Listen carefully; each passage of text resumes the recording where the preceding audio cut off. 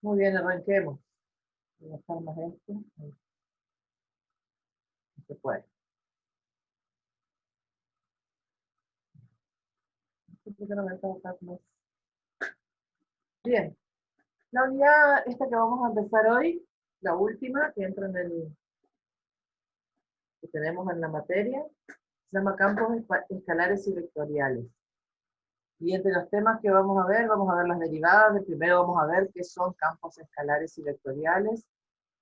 Las derivadas de un campo escalar respecto de una dirección. El tenemos el valor medio o no. Vamos a ver las propiedades de esas derivadas, el gradiente, el operador Nabla, relación entre las derivadas direccionales y el gradiente, su interpretación geométrica, y luego divergencia y rotor o rotacional y sus interpretaciones físicas y propiedades. Que arranquemos. Primero definamos qué son campos escalares y vectoriales. Un campo escalar se llama campo a una región del espacio donde en cada uno de sus elementos hay definida una propiedad matemática o física. Esa propiedad matemática o física es otra forma de decir que hay definida una función para cada punto de ese espacio, que puede ser de 2 dimensiones, de 3 dimensiones, etc.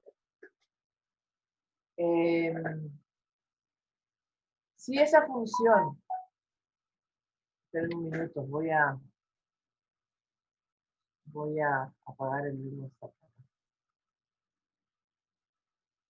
porque hace ruido. Ahí sigo. Si esa función que le hace corresponder a cada punto es un número real, o sea, si a cada punto del espacio yo le asigno un número real mediante una propiedad o mediante una función, queda definido un campo escalar. Nosotros ya lo dimos, digamos, es como que es otra forma de mirar una función.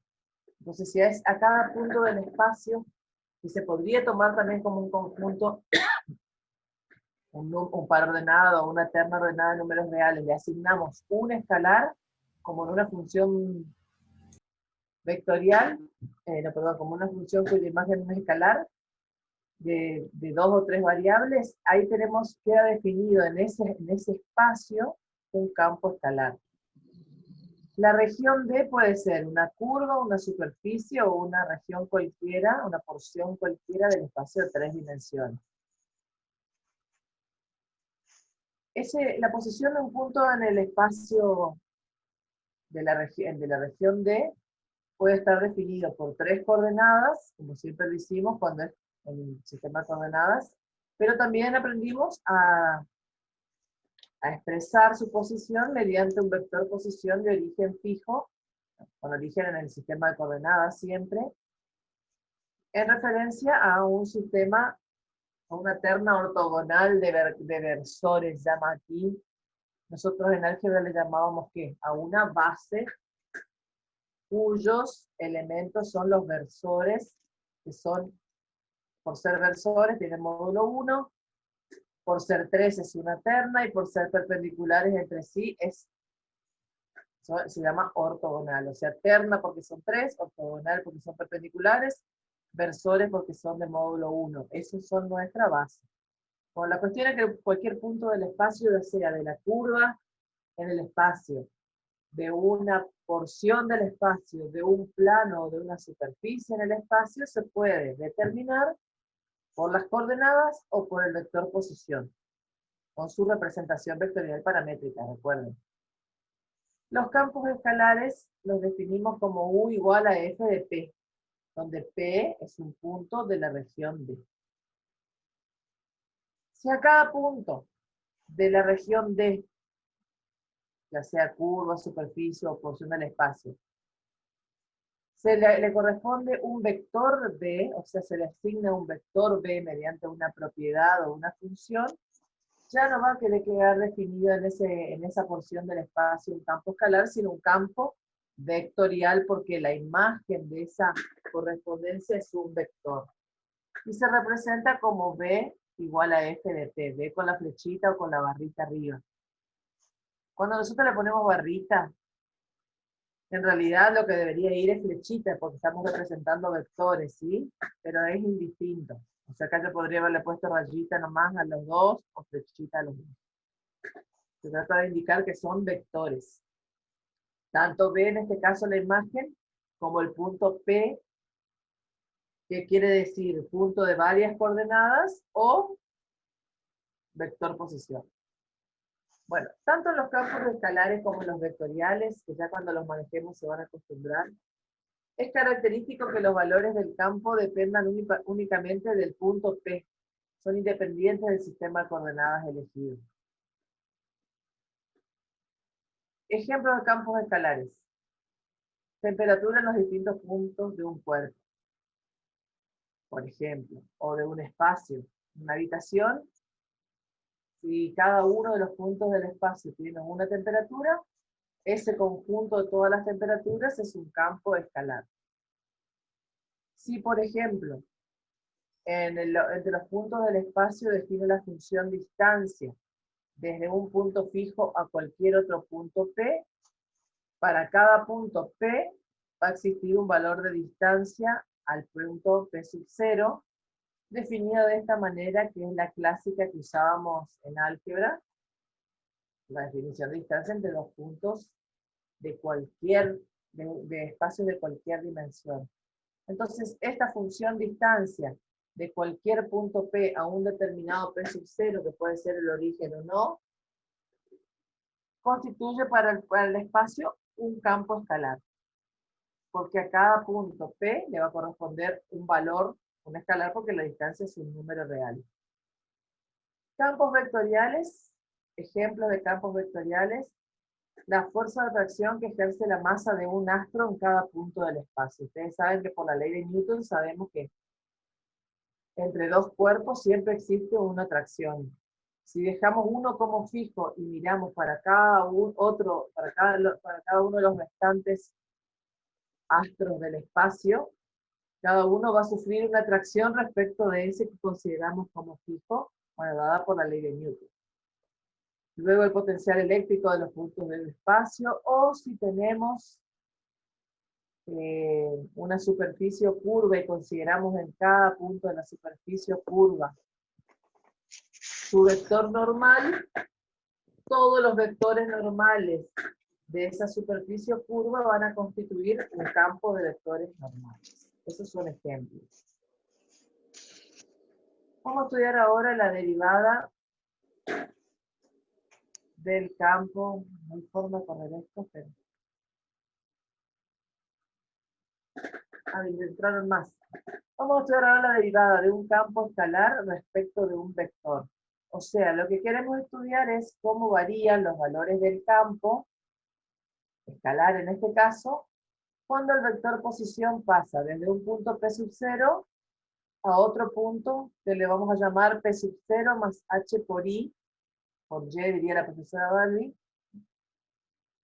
sobre una semirrecta de origen P sub 0 paralela al vector de dirección Y. O sea, Y me va a dar, Y me va a dar la dirección según la cual me tengo que mover en el campo, y lo que quiero estudiar es cómo varían los valores del campo cuando me voy de un P sub 0 a otro cercano que esté en la dirección que me indica el vector dirección.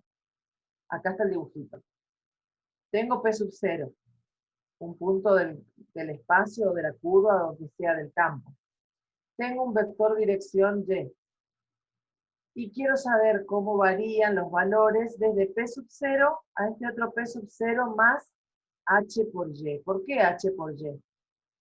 Porque este vector que me lleva de P sub 0 a este otro punto que podríamos llamarle P sub 0', se obtiene sumándole al vector posición de P sub 0 este otro vector que, como es paralelo a Y, va a ser una cierta constante H por Y. O sea, esto es el vector posición de P sub 0 y este es el vector posición de este otro punto, P sub 0', que no es otra cosa que el vector P sub 0 más H por Y.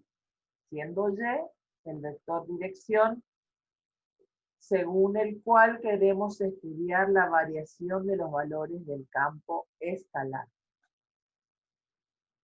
Por supuesto que esta variación va a depender de la dirección y del sentido del vector y, que es vector dirección. La distancia entre P sub 0 y P sub 0 más H por Y, entre estos dos puntos, es el módulo de este vector. Y si este vector es H por Y, su módulo es el módulo de H por Y, que por propiedades del módulo va a ser igual al módulo de H por el módulo de Y, o de I, como le quieran decir. Ahora bien, este punto va a estar en un entorno del punto P sub 0 de radio R, si dado R, la distancia de P sub 0 a P sub 0 más H por Y es menor que ese radio R. O sea, si el módulo de H por Y es igual al módulo de H por módulo de Y, es menor que R.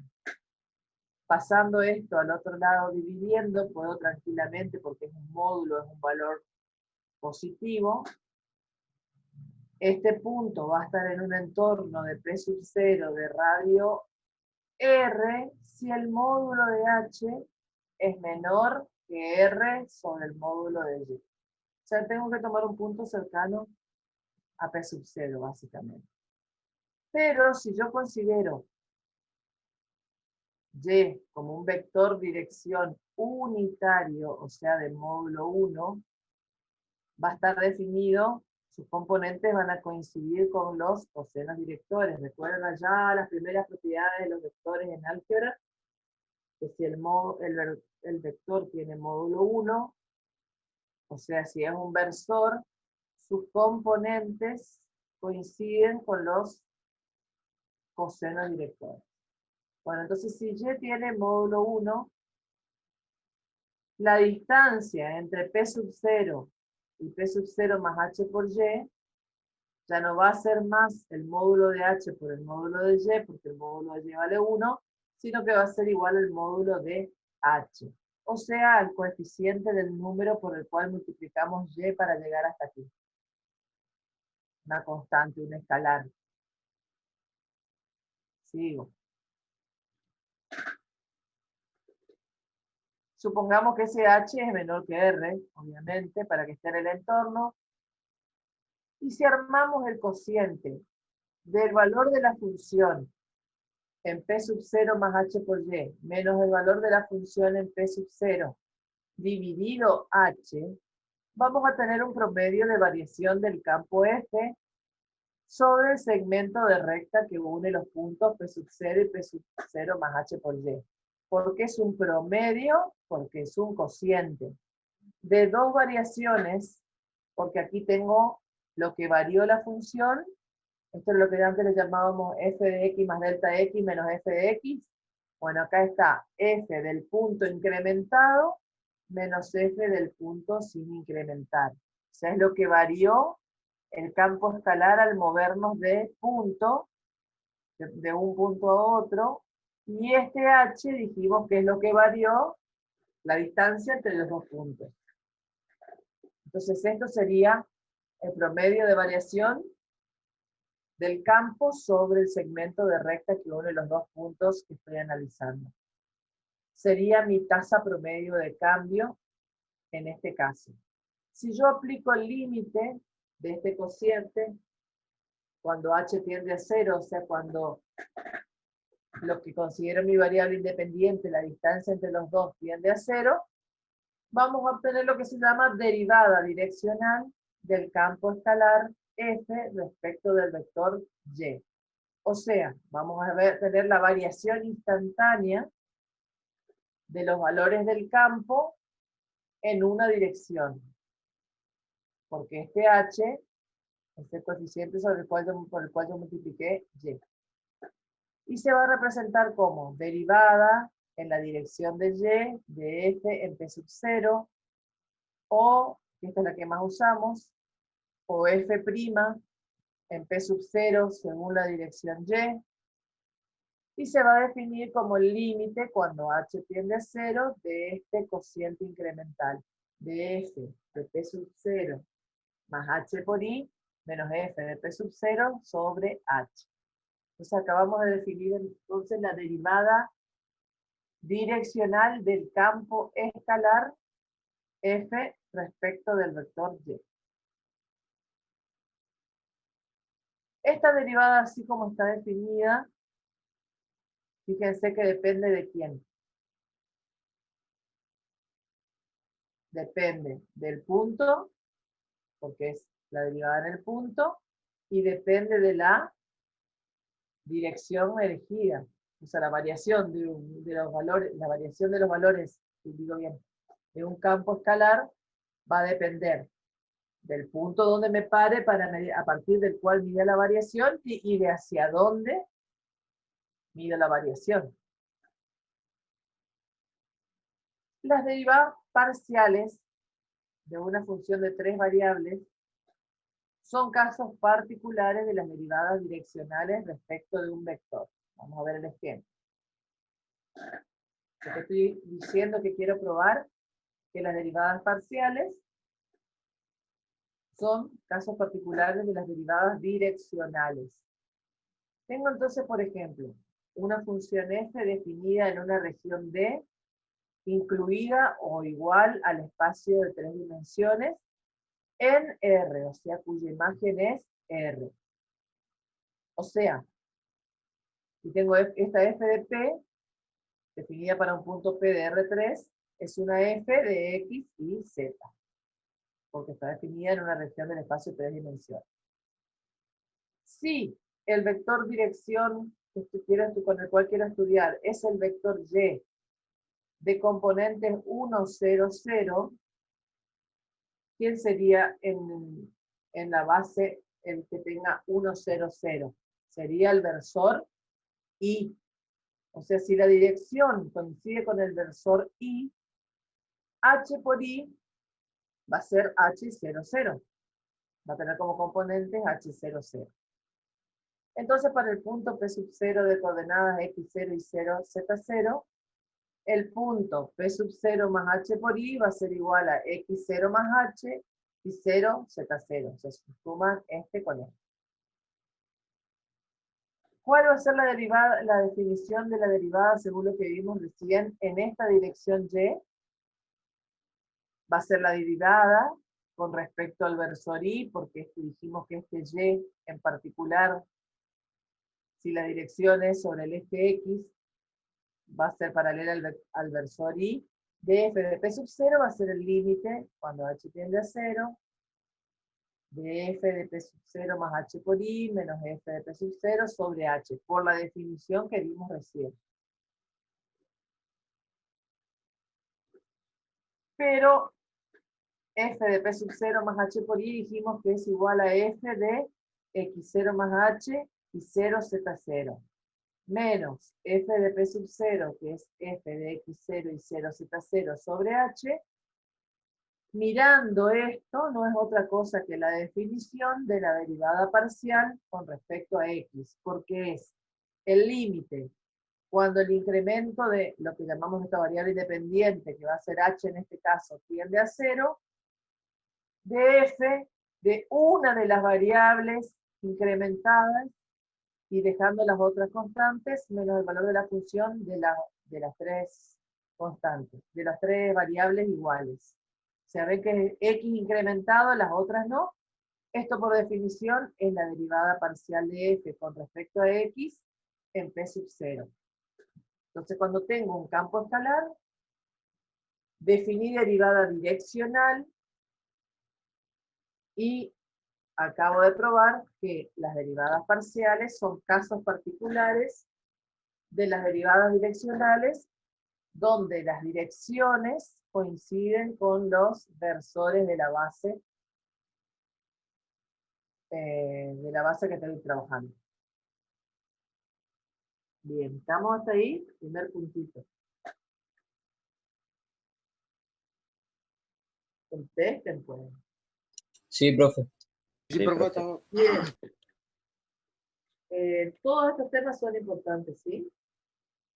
que vamos a hacer así, vamos a dar gradiente, las demostraciones de gradiente, y vamos a dejar divergencia y rotor para el viernes, así no los enloquecemos tanto, porque es mucho, señor. ¿Qué es el gradiente? Tengo una función f definida de una región D incluida o igual a R3 en R. O sea, un campo escalar que le voy a pedir que sea derivable.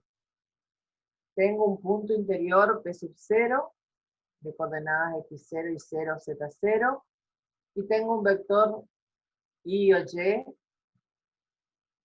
igual a coseno de alfa por i, más coseno de beta por j, más coseno de gamma por k, unitario. O sea, un versor dirección.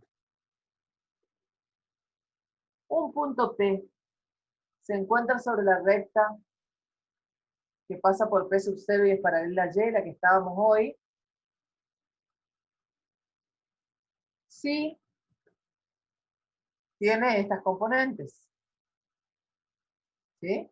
El punto P sub 0 más H por I, que estaba sobre la recta P sub 0 más H por I, va a tener estas componentes y podemos expresarlo en forma paramétrica no vectorial de la siguiente forma. O sea, un punto cualquiera. Volvamos un poquito atrás. Un punto dado un P sub 0 en el campo escalar. Cualquier punto que esté aquí, sobre esta recta, paralela al vector direccional, va a tener como componentes P sub 0 más H por I. Para cada H, para cada valor de H, voy a tener un punto P. O sea que en forma vectorial paramétrica se puede expresar así, o en forma paramétrica no vectorial, cualquier punto de la recta en R3 va a ser igual a ¿qué cosa? Coordenada x igual a x0 del punto más h por la primera componente del vector dirección, que es coseno de alfa. La componente y del punto va a tener i0, que es la del punto fijo, más h, que es nuestro parámetro, por el coseno de beta en este caso, que es la componente, la segunda componente del vector dirección, y así z. Con h variando de menos infinito a infinito, porque son los infinitos puntos de una recta. H es nuestro parámetro, lo que cuando dábamos en álgebra le llamábamos P o lambda. Bien, entonces tengo la función f, que está aplicada a cada uno de los P de esta región D. Para estudiar la variación del campo escalar f de P sobre los puntos de una recta paralela al vector y, se puede considerar f de x y z, esta f, como una función compuesta de estos otros parámetros, o sea, de parámetro t. Con lo cual armaríamos la función f asterisco de h o f estrella de h, le hicimos esto en algunos casos, no me acuerdo ahora. O sea, reemplazando x y z por sus expresiones en función de h, me va a quedar la función compuesta de h, f de x0 más h por coseno de alfa, y 0 más h por coseno de beta, z0 más h por coseno de gamma. Si yo hago la derivada en la dirección de y en p sub 0 de esta f, por ser una función compuesta, aplicando la fórmula de la función compuesta, va a ser la derivada de f con respecto a x por la derivada de x con respecto a h, más la derivada de f con respecto a y por la derivada de y con respecto a h, más la derivada de f con respecto a z por la derivada de z con respecto a h, todo esto en P sub 0. ¿Sí? ¿Quién dijo algo? ¿No? Nadie. Esto aplicando la fórmula de la función compuesta. O sea, yo defino, tengo una f de x y z, pero además esos puntos que están paralelos a y se pueden expresar en forma paramétrica como dijimos, y entonces puedo armar esta función compuesta f estrella de h. Y la derivada en la dirección de y va a ser la misma derivada de esta función compuesta, aquí aplicando la fórmula de la función compuesta. Pero la derivada de x con respecto a h es coseno de alfa, por la forma en que está definido x. ¿Ven o no? La derivada de x con respecto a h, de x0 da 0, y de h por coseno de alfa va a dar coseno de alfa. La derivada de y con respecto a h va a dar coseno de beta, y la derivada de z con respecto a h va a dar coseno de gamma. Nosotros podemos pensar esto, que es como la suma de tres cosas, se lo puede expresar como un producto escalar de vectores. ¿Recuerdan que el producto escalar de vectores en función de sus componentes era igual a la suma de los productos de las componentes homólogas? Con lo cual, acá tengo la suma de tres productos, así que podría considerar esta suma de tres productos como el producto escalar de dos vectores. ¿De quién? De derivada de f con respecto a x en p sub 0 más derivada de f con respecto a y en p sub 0 por j, más la derivada de f con respecto a z en p sub 0 por k, por el vector que tiene como componente coseno de alfa, coseno de beta, coseno de gamma. Si no lo terminan de ver, mírenlo acá al revés. Si yo tuviera el producto escalar, este cerito es lo que nosotros hacemos como producto escalar. Tengo el producto escalar de estos dos vectores, ¿cómo sería en función de sus componentes? Sería primera por primera, más segunda por segunda, más tercera por tercera, o sea, me daría esto. Acá hicimos el proceso inverso. O sea, esta suma se puede pensar como el producto escalar de estos dos vectores. Este vector que tengo aquí es y, o sea, el vector dirección. Y el primero es lo que vamos a llamar gradiente de la función f en el punto p sub 0. Y como les dice acá, el segundo factor es el vector dirección y. Este primer factor del producto que define la derivada de la función, la derivada direccional de f en p sub 0, es lo que llamamos gradiente de f. Fíjense que es igual. Entonces, el vector gradiente, que depende de cada punto P, tiene mucha importancia porque para cada uno de los puntos del campo escalar, recuerden que es una función cuya imagen, teníamos una función f cuya imagen era un escalar, define para cada punto un vector. Y como si hay para cada punto un vector, voy a tener un campo vectorial asociado al campo escalar que se va a llamar, ese campo vectorial se va a llamar gradiente de f. Y va a estar simbolizado por la derivada, y se define en realidad el gradiente de f es, dada f una función que define un campo escalar, como la derivada de f con respecto a x por y, más la derivada de f con respecto a y por j, más la derivada de f con respecto a z por k, y se simboliza con esta letra que se llama nabla. Nabla de f, leemos así, el gradiente de la función f es igual a nabla aplicado a f. Bien, esto es lo mismo que ya dijimos ayer, que ha demostrado que si y es un vector unitario, la derivada del campo escalar, si existe, es igual al producto escalar del vector gradiente por el vector unitario. Entonces, la derivada del campo escalar respecto de una dirección es igual al producto del gradiente de la función en el punto por el vector dirección. Que usando estos otros símbolos va a ser nabla aplicada a f en p sub 0 por el vector dirección. ¿Qué es ese símbolo que llamamos nabla? Es un operador, quiere decir que representa una operación, un procedimiento que hay que hacer y que depende de cómo lo apliquemos vamos a obtener distintos resultados.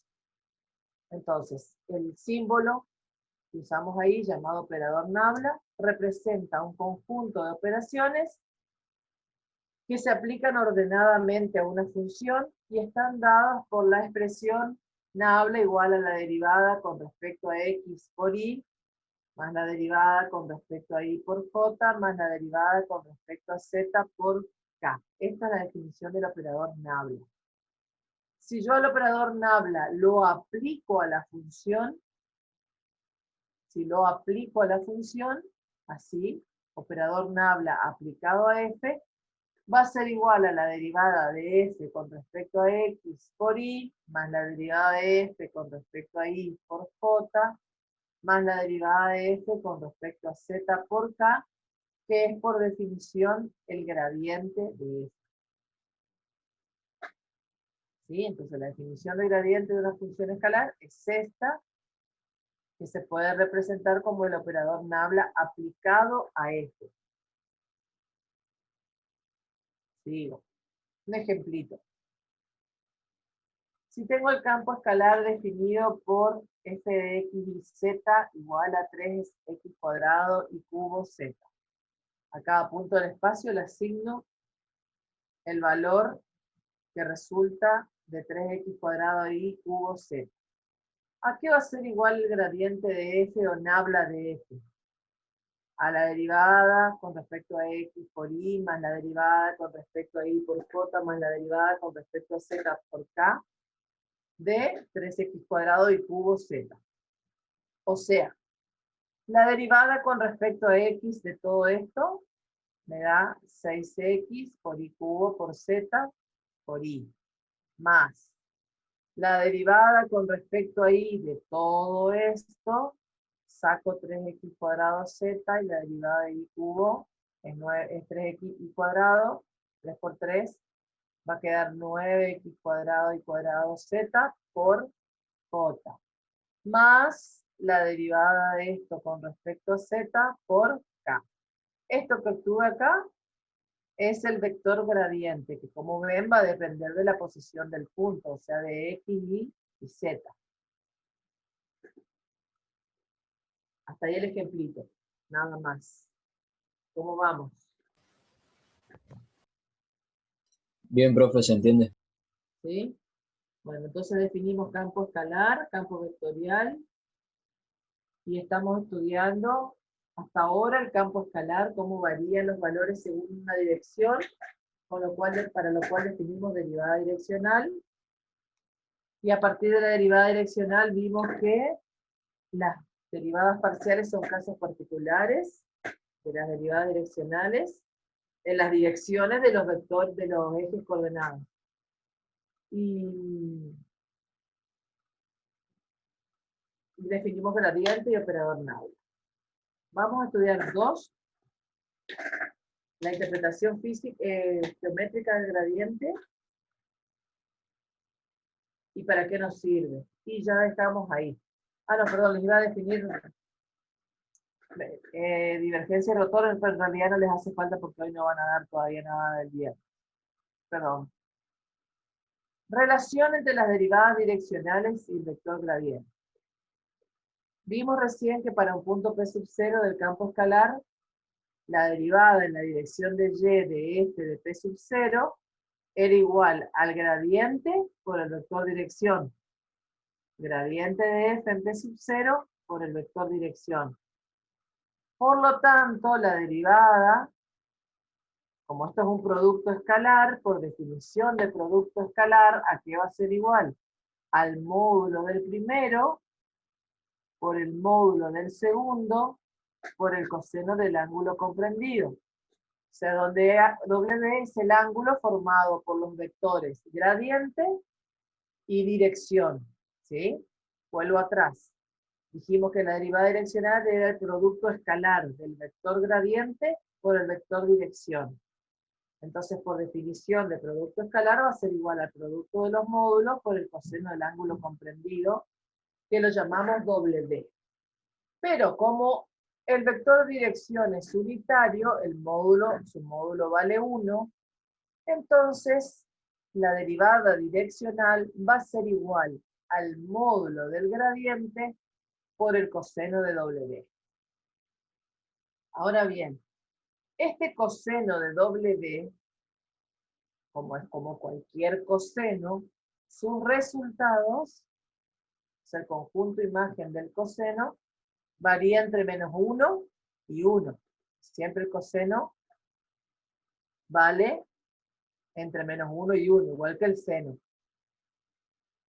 ¿Cuándo me va a dar máximo resultado esto? Si los valores que puede tomar coseno de W están entre -1 y 1, el mayor valor de esta derivada direccional va a ser cuando coseno de W valga 1.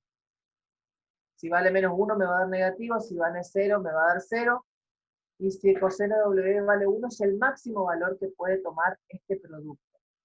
¿Y cuándo coseno de W vale 1? Cuando el ángulo vale 0. Y cuando el ángulo vale 0, geométricamente, ¿qué significa? Cuando el ángulo entre dos vectores vale 0. Cuando son coincidentes, cuando tienen la misma dirección. Entonces, ¿qué es lo que me está diciendo aquí? Que el valor de la derivada direccional va a ser del máximo cuando el ángulo que forma con el gradiente vale 0, o sea, cuando tienen la misma dirección y sentido que el gradiente. No, me quiero ir más ahí. Esto en la práctica yo siempre les mostraba el ejemplito, les contaba, cuando dábamos clases presenciales. Si yo me paro en un punto, supongamos que quiera que me paro en una montaña, o que me paro en un parabrisas, y quiero ver la inclinación del parabrisas, o de cualquier superficie que sea que se pueda deslizar una gotita. Y yo tiro una gotita de agua. ¿Por dónde se va a deslizar la gotita de agua? ¿O por dónde va a caer la nieve, digamos? El agua desde una montaña. Por el lugar donde haya mayor pendiente. ¿Sí? La pendiente, en cualquier dirección a partir de un punto fijo, se va a medir mediante la derivada. De todas las direcciones, de todas las derivadas direccionales a partir de un punto P sub 0, si yo me paro en P sub 0 y calculo todas las posibles derivadas direccionales a partir de P sub 0, o sea, en todas las direcciones, la mayor de todas, el mayor valor de la derivada, o sea, de la mayor pendiente, va a estar dada por el valor del gradiente en ese punto. El ejemplo típico es, yo tiro una gota en una superficie y la dirección que siga es la dirección que va a indicar el gradiente, porque es la de mayor pendiente, o sea que la que tiene el mayor valor de la derivada direccional. De todas las direcciones a partir de un punto, la que mayor derivada direccional tiene es la que coincide en dirección y sentido con el gradiente. ¿Sí? ¿Se entendió lo de las derivadas en distintas direcciones? Sí, se entendió, profe. Qué lindo que es ese tema. Bueno, vamos ahora. Déjenme mirar la hora. Ayer temprano. Como vamos a cortar temprano.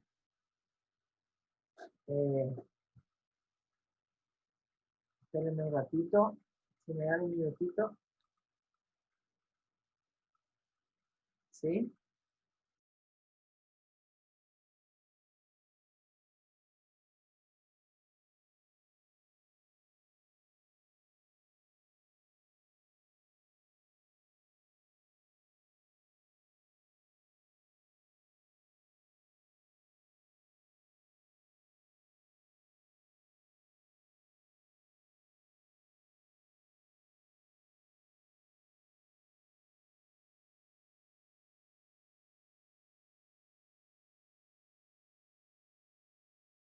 Sigo, disculpen, pero por ahí tengo que hacer algunas cosas, contestar algunas cosas. Bien, estamos acá. A ver, ¿dónde estamos? Esto lo hicimos. Vamos a la interpretación geométrica del gradiente.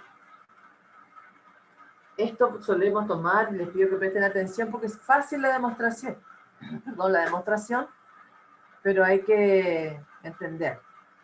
Dice que si F es un campo escalar derivable en un punto P sub 0, su gradiente es un vector normal a la superficie de nivel que pasa por dicho punto. Ustedes imagínense el campo escalar como que en el espacio a cada puntito se le asigna un número. Y cuando le aplico el gradiente, a cada puntito se le va a asignar un vector. El gradiente le va a asignar a cada puntito un vector, entonces de ese campo escalar que teníamos se va a generar un campo vectorial asociado, dijimos, llamado gradiente de f. Lo que vamos a estudiar ahora es cómo son esos vectores gradiente para cada punto. Y dice que el vector gradiente para cada punto es un vector normal. ¿A quién? Si tengo numeritos. ¿Cómo va a ser vector normal a quién? ¿A numeritos? No. A la superficie de nivel que pasa por dicho punto. ¿Y qué sería la superficie de nivel en el espacio? Sería la superficie que une todos los puntos de la misma imagen. Imagínense en un cuarto, tenemos para cada punto una determinada temperatura, habrá una superficie que une todos los puntos cuya temperatura es 30 grados, por ejemplo. Bueno, para cada punto, el vector gradiente va a ser perpendicular a esa superficie. ¿Se entiende? No puede ser perpendicular a un punto. Es perpendicular, o sea, normal, a la superficie de nivel que pasa por dicho punto. Entonces, tengo el espacio, por ese punto P sub 0 que estoy estudiando, pasa una superficie de nivel, que es la que une todos los puntos que tienen la misma imagen, y el vector gradiente, lo que estamos diciendo es que es normal a la superficie de nivel que pasa por dicho punto, y lo vamos a demostrar. Demostración. Sea S la superficie de nivel del campo escalar, definida por todos los puntos X y Z, tales que la imagen f de X y Z es igual a un cierto valor H, donde H pertenece a R. Esa es la expresión matemática de lo que dije recién. La superficie de nivel es la que une todos los puntos que tienen la misma imagen. En este caso, todos los puntos cuya imagen es igual a H, donde H pertenece a R, o sea, es un número real. C es una curva regular contenida en esa superficie. C es una curva regular contenida en esta superficie S. Y esa curva regular C está definida por las ecuaciones paramétricas X igual a X de t, Y igual a Y de t, Z igual a Z de t, con t variando entre dos extremos A y B. No es cualquiera porque la curva puede estar solamente en una parte de la superficie. Si en la función f, que define el campo escalar, sustituimos las variables x y z por las ecuaciones de la curva C, como hicimos antes, vamos a obtener una función compuesta, de vuelta f estrella o f asterisco, que va a depender de t.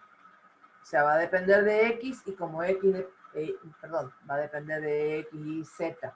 Como x y z dependen de t, esta f asterisco va a terminar dependiendo de t. Y como esa curva C está contenida en la superficie de nivel H, como habíamos visto recién, dentro de la superficie de nivel está la curva C, entonces los puntos de la curva C tienen que verificar lo mismo que los puntos de la superficie de nivel H, porque está en ella. O sea, la imagen de esto tiene que ser igual a H. Si yo ahora derivo f asterisco o f estrella, como le quieran llamar, con respecto a t, la derivada de la función compuesta, dijimos recién también, es igual a la derivada de f con respecto a x por la derivada de x con respecto a t, más la derivada de f con respecto a y, acá ¿qué faltaría? Por la derivada de y con respecto a t, se me pasó, eso recorté del libro. Está mal en el libro.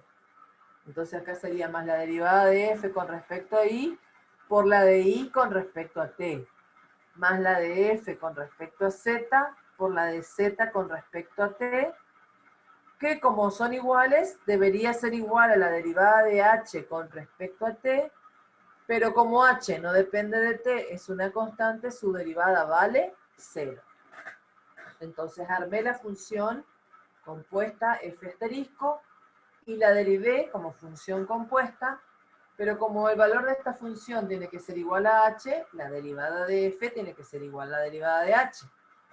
Pero como h es una constante, me va a dar que es igual a 0.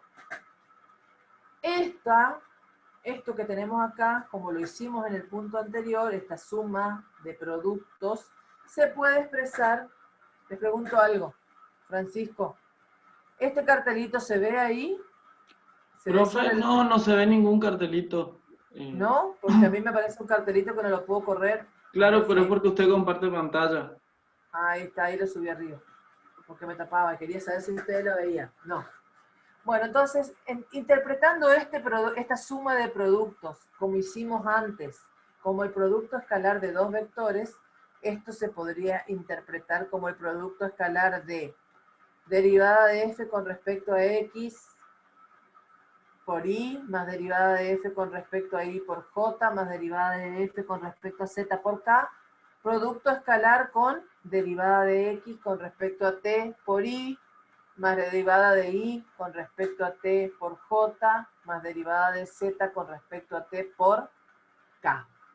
O sea, esta suma de productos se puede interpretar como el producto escalar de estos dos vectores. Repito lo que dije hoy. Lo verifican resolviendo este producto escalar. ¿Cómo resolverían? Primera por primera, y se van las i's, más segunda por segunda, y se van las j's, más tercera por tercera, y se van las k. La demostración que hacíamos en álgebra que tanto le hinchábamos para que aprendan. Y entonces este producto escalar me da igual a 0. Y cuando el producto escalar de dos vectores me da igual a 0, ¿qué quiere decir? ¿No se acuerdan? Que son perpendiculares. Que son perpendiculares. Exactamente. Profe, ¿puedo volver un ratito? ¿Eh? ¿Puedo volver un ratito en la diapositiva? Sí, cómo no. Acá. A esta. El producto escalar de estos dos vectores me da igual a 0. Pero ya que estamos, miramos. ¿Quién es este vector? Este vector es el vector ¿qué? Gradiente. ¿Sí o no? ¿Y este Sí, otro profe. vector quién es? ¿Quiénes son x, y z de t? ¿Qué me define x, y, z con respecto a t? Me define la posición del punto. O sea que esto que tengo aquí, si yo tuviera esto que tengo en forma paramétrica, en forma vectorial paramétrica, tendría r de t, que es la posición de un punto sobre la curva. Sería igual a x de t por y, más y de t por j, más z de t por k, sería el vector posición. Por lo tanto, esto que tengo aquí es la derivada del vector posición.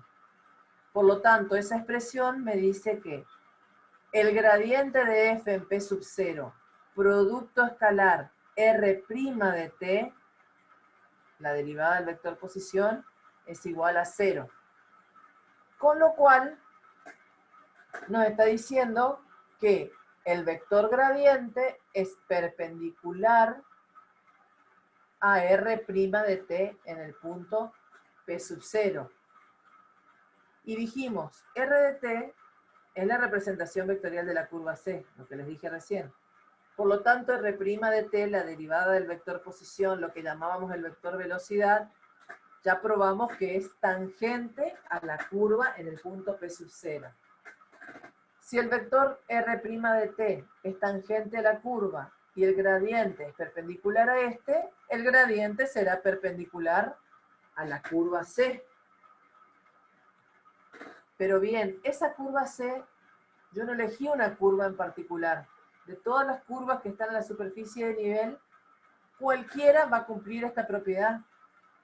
Por lo tanto, si el vector gradiente es perpendicular a la curva C y esa curva C es cualquiera, quiere decir que el vector gradiente va a ser perpendicular a todas las curvas contenidas en la superficie, por lo tanto va a ser perpendicular a la superficie, al plano tangente, digamos, comprendido en la superficie. No en cada punto va a haber un plano tangente formado por el vector R' de t, y ahí va a ser perpendicular el gradiente. Eso va a suceder para cualquier punto de la superficie de nivel. A ver, eso que yo dije de que esa curva C puede ser cualquiera, está escrito aquí como, dada la arbitrariedad de la curva C, eso es una forma elegante de decir, como la curva C puede ser cualquiera, la elegí arbitrariamente, queda demostrado entonces que el vector gradiente es normal a todas las curvas de la superficie de nivel que pasan por P sub 0. Y por este motivo es normal al plano tangente a la superficie de nivel en dicho punto. ¿Estamos de ahí? Sí, profe. Ustedes se lo imaginan al... Tengo acá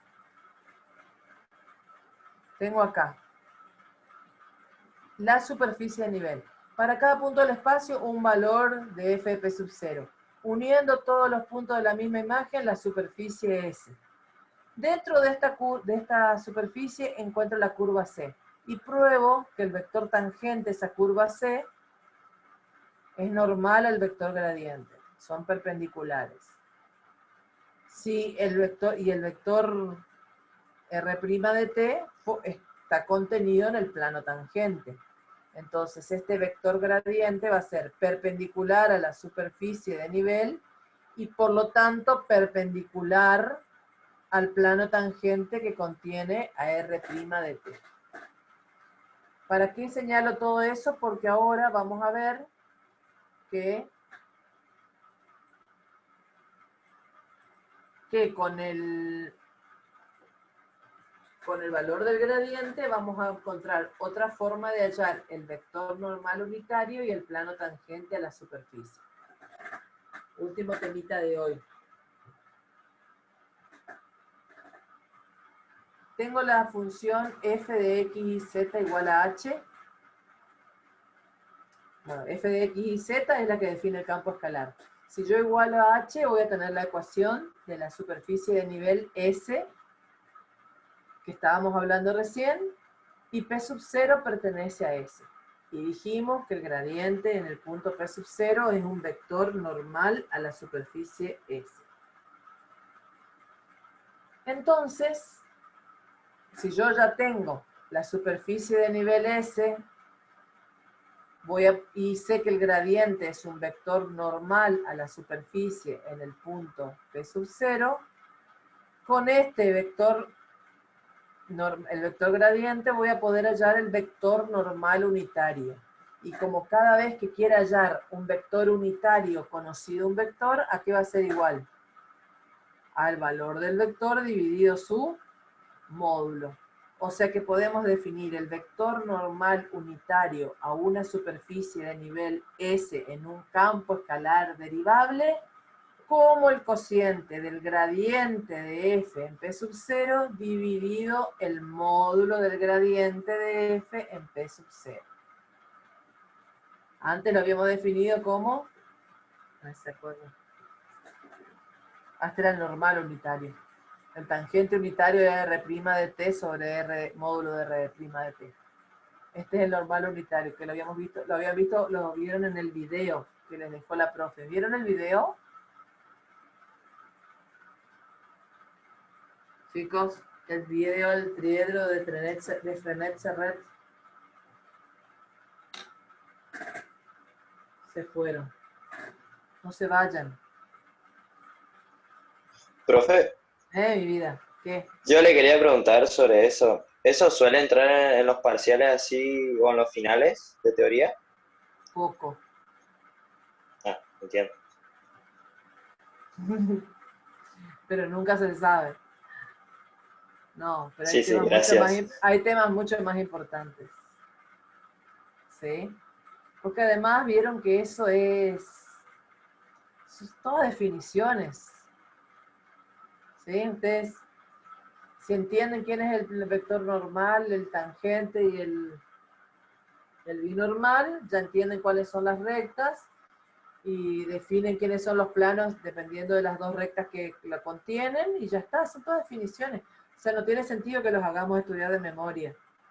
Nosotros queremos que entiendan esto, por ejemplo, ¿sí? Que la superficie de nivel, ¿qué es la superficie de nivel? ¿Dónde está el plano tangente? ¿Cómo está el gradiente respecto de ese plano tangente? ¿Qué relación tiene con R' de t? Que puedan hacer estas demostraciones explicándola. Por ejemplo, si yo les pido esta demostración y les digo, ¿y por qué elegiste esa curva C y no otra? Y me dicen, ¿y porque esa es, qué sé yo, horizontal? Ahí yo me voy a dar cuenta que ustedes no entendieron nada. Porque la importancia de esta demostración radica, de esta anterior que dimos, en que esta curva C es cualquiera. Cualquier curva C va a verificar lo mismo. Entonces lo bueno de esta demostración es que lo que tienen que entender es que dada una curva C, para todas se va a verificar lo mismo, y si para todas se verifica lo mismo, se verifica para toda la superficie. Bien. Entonces, para toda la superficie en cada punto, el vector gradiente es normal. Con eso puedo hallar el vector normal unitario dividiéndolo por su módulo. A su vez dijimos que es normal al plano tangente, porque es normal al vector tangente, R' de t, que ya habíamos estudiado que es tangente a la curva. Si yo le llamo tau al plano tangente a la superficie de nivel en el punto P sub 0, el vector gradiente también es normal, o sea, perpendicular al plano tangente. Por lo tanto, si yo tomo un punto P del plano, un punto genérico P del plano, y armo el vector P sub 0P, cualquier vector P sub 0P del plano tau va a ser perpendicular al vector gradiente. Por lo tanto, su producto escalar va a ser igual a 0. Producto escalar del gradiente por el vector P menos P sub 0 me va a dar igual a 0. ¿Por qué? Porque el plano tangente y el vector gradiente son perpendiculares. Ahora bien, el punto P, un punto genérico P del plano tiene coordenadas, tiene una expresión, tiene coordenadas X y Z o una representación vectorial paramétrica igual a X por Y más Y por J más Z por K. P sub 0 va a ser X0 por Y más Y0 por J más Z0 por K. Entonces P menos P sub 0 va a ser X menos X0 por Y más Y menos Y0 por J más Z menos Z0 por K. Siendo el gradiente de F en P sub 0 la derivada de F con respecto a X por Y, más la derivada de F con respecto a Y por J, más la derivada de F con respecto a Z por K en P sub 0, efectuando el producto escalar del punto anterior, me va a quedar que esto por esto. O sea, primera componente de este por primera de este. Más segunda de este por segunda de este. Más tercera de este por tercera de este, me tiene que dar igual a 0.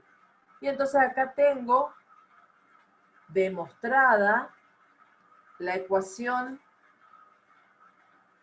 del plano tangente que la usamos, no me puedo acordar dónde, que le dijimos, lo tomamos así y la vamos a demostrar cuando demos gradiente. A ver, ¿dónde era? Espérenme. No me voy a acordar ahora. ¿En qué momento era? Bueno, la cuestión es que en un momento cuando dimos plano tangente a una superficie, hace mucho, le dijimos que íbamos a demostrar eso cuando demos el gradiente. Bueno, acá está la demostración del plano tangente, de la ecuación del plano tangente. ¿Se acuerdan que le decíamos que era igual a la derivada de f con respecto a x por x menos x0, más la derivada de f con respecto a y por y menos y0, etcétera? Profe, Bueno, acá está la demostración, ¿sí? eso estaba después de la representación gráfica de las derivadas parciales. Hace mucho era, ¿eh? Sí, Ahí está, estoy llegando. Funciones implícitas, estoy mirando acá mi... Antes de funciones implícitas era. Claro, porque lo necesitábamos para la interpretación geométrica del diferencial total. Exacto, lo Sí. vimos. Vimos representación gráfica de las derivadas parciales y ahí estudiamos entonces plano tangente. Y Sí, lo profe. armamos con las derivadas parciales. Y le dijimos, pero el plano tangente, z menos z0 es igual a fx por x menos x0, etcétera, etcétera. Y acá está la demostración geométrica más precisa, ¿sí? Claro, porque lo necesitábamos ahí para mostrar la ecuación de plano tangente en la interpretación geométrica del diferencial total. Bien, hasta ahí creo que vamos a llegar hoy. Bueno, vamos a hacer rapidito el ejemplo. Dice, tengo una superficie esférica, una esfera. Y el punto P sub 0 igual a 0, 0, 2, o sea, su vector posición sería 2K. ¿Se entiende? Porque es 0 por I más 0 por J más 2 por K. ¿A qué es igual el gradiente de F? A la derivada de todo esto, esta es F, con respecto a X, sería 2X, más la derivada con respecto a Y, más la derivada con respecto a Z. Si yo reemplazo por este punto, me da 0, 0, 4K. O sea, el vector gradiente es 4K. Entonces, acá sería P menos P sub 0, este lo corregí. P menos P sub 0 me va a quedar igual a ¿qué? Un punto P, ¿qué coordenadas va a tener? X por Y más Y por J más Z por K. Haciendo, esto es P, ¿eh? P menos P sub 0 me va a quedar X menos 0 por Y más Y menos 0 por K más Z menos 2, perdón, más Y menos 0 por J más Z menos 2 por K. Esto es esto, ¿ven? X menos X0, Y menos Y0, Z menos Z0. Por lo tanto, la ecuación vectorial del plano tangente, ¿a qué va a ser igual? A la derivada de f con respecto a x, esto, o sea, el vector gradiente, por el vector p menos p sub 0. Que si yo hago el producto escalar me va a quedar primera por primera de esta da 0. Segunda por segunda de esto da 0. Me queda tercera por tercera. 4 por z menos 2 igual a 0. Me queda el plano z igual a 2. Un plano paralelo. ¿A quién? ¿Cómo está el plano z igual a 2? Ah, Paralelo a XY. exacto. Un plano horizontal a 2 de altura. Piensen que esto es una esfera de radio 2. Y me estoy parando, a ver, ya que estamos terminando, puedo hacer un dibujito. Me estoy parando, ¿dónde? A ver si sale. Ay, qué feo que dibujo. Es una esfera de radio 2, con centro en el origen. Y me estoy parando en P sub 0 igual a 0, 0, 2. Estoy parándome aquí. Y entonces, ¿cómo va a ser el plano tangente a esta superficie? A la superficie en este punto. Y digamos que esto es justamente un máximo, ¿o no? De la esfera. Entonces, por supuesto que este plano, que es tangente a este punto, que es un máximo, va a ser ¿qué? Va a ser horizontal, porque sabemos que en los puntos críticos el plano tangente es horizontal. O sea, si yo estudiara esto como una función z de x, y, si yo despejara aquí z de x, y, este sería un máximo de la función. Por eso el plano tangente es horizontal. ¿Se ve el dibujito más o menos? Sí, profe. Sí, sí. Bueno, hasta ahí no nos vamos a dar porque según el profe de práctica, hoy solo van a dar gradientes. Entonces el viernes, tranquilos, damos divergencia y rotor. Yo pensaba dar todo hoy, pero buenísimo, porque miren, si ya son las 9:10, íbamos a estar fácilmente hasta las 10 dando lo mismo. Bueno, así que yo, hasta aquí nomás. ¿Para la grabación, profe? Sí,